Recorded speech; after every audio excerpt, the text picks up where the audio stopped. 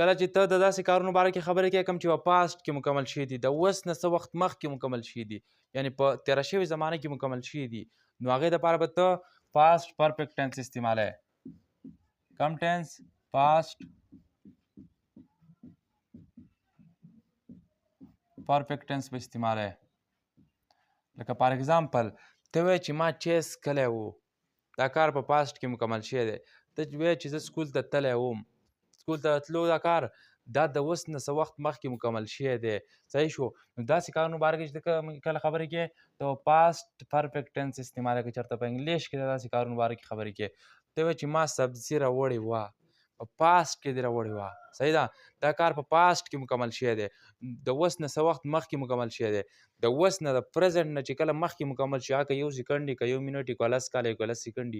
او که لس ورځې او که لس میاشتې خو د اوس نه مخکې و فار اګزامپل ما چې کله دا لیکل وکړه دا د اوس نه مخکې و که نه که چېرې زه دا ډسکس کوم چې ما په بورډ لیکل کړي وو ما په وایټ بورډ لیکل کړي وو که زه چېرته دا په انګلیش کې وایم نو زه په دې لپاره دا پاسټ پرفیکټ ټینس استعمالوم پاسټ پرفیکټ ټینس به استعمالوم ځکه د لیکلو دا کار چې کوم دی دا په پاسټ کې مکمل شوی دی ښه ګوره اوس زه تاسو ته یو فارموله لیکم د هغې په مدد سره تاسو د پاسټ پرفیکټ ټینس هر یو سنټنس جوړولی شئ هر یو جمله جوړولی شئ تاسو پښتو کې خبرې کوئ که نه چې دا کار په پاسټ کې شوی و یعنې پاسټ کې دا کار مکمل شوی دی د اوس نه مخکې مکمل شوی دی که دغه چېرته تاسو انګلیش ته اړول غواړئ او انګلیش کې داسې خبرې کول غواړئ چې کوم کارونه په پاسټ کې شوي دي په پاسټ کې مکمل شوي دي سر ته رسېدلي دي په پاسټ کې او هغې باره کې تاسو خبرې کول غواړئ په انګلیش کې تاسو به پاسټ پرفیکټ ټینس استعمالوئ او دا فارموله چې درته ما ولیکله پښتو نه هغه جمله راخله او په دغه فارموله کې فټ کوه په انګلیش کې او د خپل دا ټوټه پوټه انګلیش پکې لګوه تعالی خو نومونه به درځي که نه دا نومونه پکې لګوه د سبجیکټ په ځای سبجیکټ لګوه د ورب په ځای ورب او د ابجیکټ په ځای ابجیکټ او د ورب کوم فارم چې لګول غواړې هغه لګوه ډایرکټ د پاسټ پرفیکټ ټینس سنټنس په دې جوړېږي صحیح ده دا ډېرې اسانې خبرې څنګه کوه اولنه فارموله څنګه کوه د ټول اول به سبجیکټ لګې د سبجیکټ پسې به هیډ لګې د هیډ پسې به وي تھرډ به لګې د ورب به دریم پام لګې د ورب دریم پام دې لګو دې پسې ابجیکټ دغه فارموله اسانه فارموله ده څنګه کوه سبجیکټ په ځای سبجیکټ او سبجیکټ پسې هیډ دلته که دا سبجیکټ یو او که د یو نه سیوا او که دلته یو سړی راغی یو سړی کار کوي نو هلته به هم هیډ لګې دې پسې هیلپینګ ورب او که د یو نه سیوا راغله بیا هم هیډ لګوه صحیح ده دلته دا کنسیپټ نشتي کوه اوس درته یو جمله لیکم هغه جمله انګلیش ته واړوئ زه یې تاړوم او بیا تاسو ځان سره نورې جملې ولیکئ چې دا ټینس هم پوخ شي او نور ټینسونه چې ما کم کړي دي هغې دپاره هم ځان سره جملې ولیکئ که تاسو چېرته پریکټس کوئ که نه انګلیش کې یو کوټیشن ویل کېږي چې پریکټس میکس ا مین پرفیکټ انسان که چېرته مکمل جوړېدل غواړي انسان خو مکمل نه جوړی دی که چېرته د مکمل جوړېدو کوشش کول غواړي نو هغه به پریکټس کوي هغه به مشق کوي مشق صحیح ده میں स्कूल जा चुका हूँ जा चुका था मैं स्कूल जा चुका था ته سکول ته تللی وم دا کار په پاسټ کې مکمل شوی دی صحیح شوه اوس دا چېرته انګلیش ته اړول غواړي دا می چې کوم دی که نه د آی ده دا سبجیکټ دی پکې دلته به آی ولګې د آی پسې به هیډ لګې آی او که هر څنګه هیلپینګ ورب چې آی هیډ د ورب به دریم پام لګې صحیح ده ورب دریم پام دلته کار چې کوم شی دی د تلو کار شی دی تلو ته ویل کېږي ګو خو دلته به ګو نه لګې دلته به د ورب دریم پام لګې هغه دی ګان آی هیډ ګان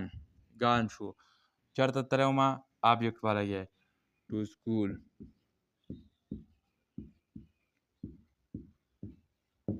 که چېرته دې نه نیګیټیو سنټنس جوړی چې زه خو سکول ته نه وم تللی دا به څنګه وایي په انګلیش کې دا به داسې وایي څنګه کوه اول نه به سبجیکټ ولګې بیا به هیلپینګ ورب ولګې آی هیډ ناٹ گان ټو سکول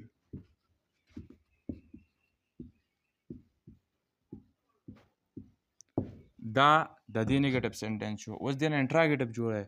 چې آیا زه سکول ته تللی وم که نه چوټي مې کړ ونن دا په انګلیش کې څنګه وایي چې آیا زه سکول ته تللی وم دا به داسې وي دا کوم هیلپینګ ورب چې دا په اونلي سر کې ولګوې هیلپینګ ورب دې په اونلي سر کې ولګوو دا سبجیکټ به وروستو راولي کوه هیډ آی gone to school او په آخر کې sign of interrogation دغه سوالیه نشان به ورته ولګي جمله دې جوړه شوه دې باندې پوه شوې په دې باندې ځان هم پریکټس وکړئ صحیح ده اول نه سبجیکټ لګوئ پسې هیلپینګ ورب لګوئ دقه هیډ لګوئ هر یو سره هیډ لګوئ پسې د ورب دریم پام پسې ابجیکټ بله جمله ته هم لیکمه هغه راته څه ولیکمه هغه راته دا لیکمه वो خط लिख चुके थे ته صحیح ده ها په دې اخر کې څنګه کوه چوکې ته چوکا تا او چوکې تي دا چې په اخر کې راغی دا پاست پرفیکټ ټینس دی څنګه کوه وو خط لیک چوکې ته دلته اوس څنګه کوه دلته راشه ټول اول نه به سبجیکټ لګي سبجیکټ دلته وو دی دی راغلی صحیح ده دی جمع ده او آی سینګولر دی دواړو سره به هیډ لګي دلته د سینګولر دپاره جدا نشتی دغه ټولو دپاره یو دی یو هیډ دی پسې به د ورب دریم پام لګي دلته څه شی دی دی هیډ خط لیکل دي که نه نو لیکلو ته څه شی ویل کېږي ریټن رایټ ویل کېږي رایټ فرسټ پام دی ریټن یې دریم پام دی موږ ریټن ولګو پسې د ورب دریم پام پسې به آبجیکټ لګي آبجیکټ چې کوم دی دی هیډ ریټن ا لیټر هغوی یو خط لیکلی دا موږ په انګلیش کې وي که چېرې دې نه اوس نیګټیو سینټنس جوړوي چې هغو خط نه دی لیکلی دا به څنګه وی دا به داسې وي څنګه کوه دا کم سبجیکټ دی دا به اولني سر کې ولګې پسې او پسې دا هیډ ولګې او پسې به ناټ اضافه ورته وکړي ځکه چې جمله نیګټیو ته نه هغو نه دی لیکلی انکار وکړو مونږه چې هغو کوم ځای کې خط لیکلی و هغو خط نه و لیکلی څنګه کوه دی هیډ ناټ ریټن د ورب دغه دریم پام به لګوي صحیح ده دریم پام به لګوي غوره زیات تر کسان دي کې غلطېږي غټ غټ استادان یې هغه هم غلطېږي هغه دلته دریم نه اولنی جوړ کړي ډایرکټ ځان غلط کړي ډایرکټ خطا شي بیا ورته نمبر یې نه لګي او بیا وایي چې موږ نمبر یې وانخیستو دقه هلته خیال کوي په دې وړه وړه غلطۍ انګلیش کې د وړه غلطي نه دا هم یو غټ مصیبت دی دا they have not written a letter اوس داسې سواله جمله جوړه چې هغو خط لیکلی و دا به داسې به څنګه کوه هیډ به په اولني سر ته راولي دا سبجیکټ به وروستو کې څنګه کوه هیډ دی دقه ور به راولي هیډ دی ریټن ا لیټر او په آخر کې ساین اف انټروګیشن به ورته ولګوې دا د دې جملې افرمیټیو شو یعنې پازیټیو دا لاندې د دقه جملې نیګیټیو شو او دا ښه لاندې دا هم د دقه جملې انټراګیټیو دی سواله جمله د دقې ده که دا چېرته ته په انګلیش کې راشي چې کیا وہ خط لیک چکے تھے